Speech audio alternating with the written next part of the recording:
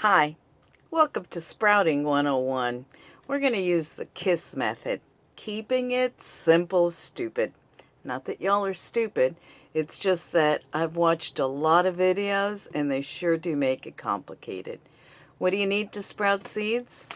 You need seeds, a jar, water. That's it. Nothing fancy, nothing complicated, okay? Now, we're going to get into more details because there's a lot to things. But we're going to keep it simple. We're going to keep it simple and we're going to be successful. So come join me. Okay, so let's start sprouting.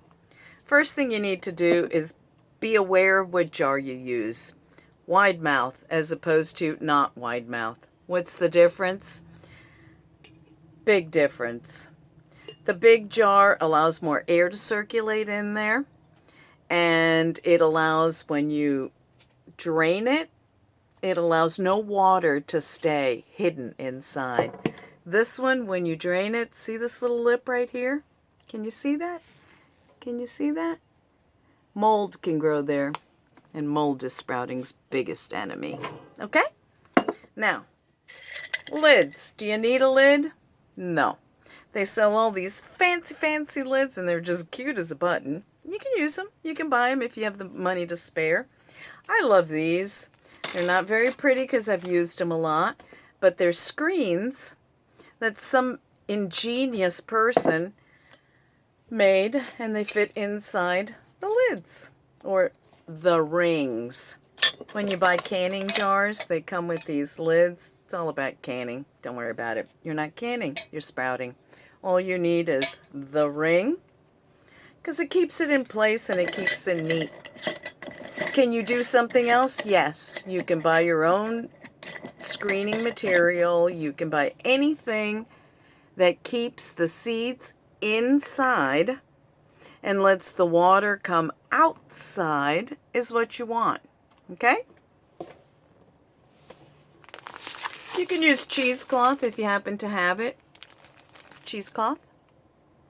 You can use pantyhose. You can use any fabric that is porous enough that lets the water come out easily, but does not keep the air from circulating. You want the air to circulate.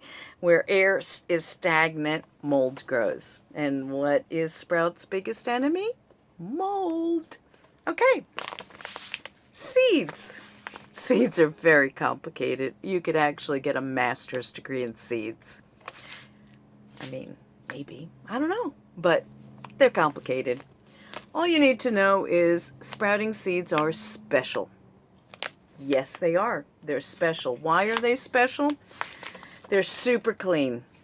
Most seeds, if you don't know this, when you buy seeds, they have a lot of what's called debris in it. And debris causes what? Mold, because debris doesn't sprout. Debris are pieces of the plants that were harvested in the process of harvesting. Like if you're using sunflower seeds, for instance, when you harvest the seeds, bits and pieces of the stem, bits and pieces of what holds the seeds in place, you know, like the sunflower, that's perfect. Here's a sunflower. The seeds are in here. And all these little bits and pieces don't always get cleaned out because it doesn't really matter when you're placing them back in the ground again. But when you're putting them in a jar, it matters. So use sprouting seeds. Very important. The other thing that's very important about sprouting seeds is they have anywhere from a 95 to a 99% germination rate. What does that mean? That means all the seeds are gonna sprout. Seeds that don't sprout, mold. And what are sprouts' worst enemy? Mold. So you want to keep the mold down by using sprouting seeds. Hi, welcome back. Okay, sprouting seeds. I like doing a combination of clover and alfalfa. I buy my seeds at the health food store. Pretty much the only ship in town is Handy Pantry. if you're unless you're a commercial sprout farmer, then you've got a few more choices, but Handy Pantry's kind of it. Don't shop around, there's nobody else. Anyway, I like to mix them together. A little bit goes a very, very long way. So I open my seed packet and I put in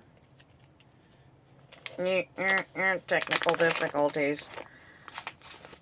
I want to do no more than cover the bottom of my jar. That's all I want. Don't measure. You can measure if you want to, but geez Louise, we're keeping it simple, remember? Don't measure. Don't worry about it. It's all about volume anyway. And here's my clover. Did I do 2 clovers? Nope, that was alfalfa. Now I'm going to shoot for an equal amount of clover. Okay? Doesn't look like much, does it? You're going to be surprised because you're going to see me every single day. See how little that is? If you were to take it out and put it in your hands, look at that. Look at that. Is that much? It's not a whole lot of seeds, okay? But watch as these babies grow and grow and grow. And the more they grow, the more delicious they get. In about, well, you're going to hang out with me and we're going to do it. Okay, so now what we're going to do is we're going to add water. Hold on while I go get water. I'm back with my water.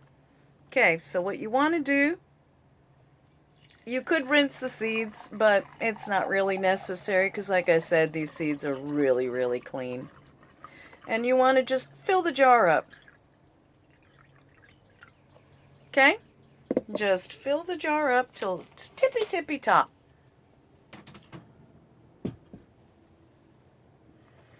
And see how some seeds are floating to the top?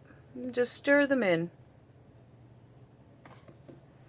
Put your lid on.